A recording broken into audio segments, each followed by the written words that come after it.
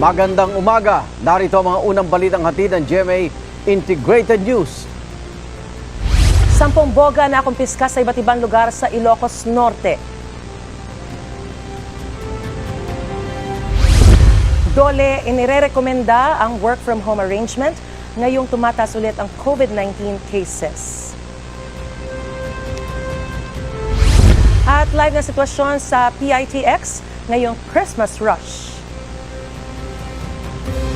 Ilang araw bago magpasko, nasunugan ang mahigit 1,000 residente sa Tondo, Maynila. Sumiklab ang sunog kagabi at umabot sa ikalimang alarma bago naapula. Humigit kumulang 1.4 million pesos ang halaga ng pinsala ng sunog. May unang balita si Bam Alegre.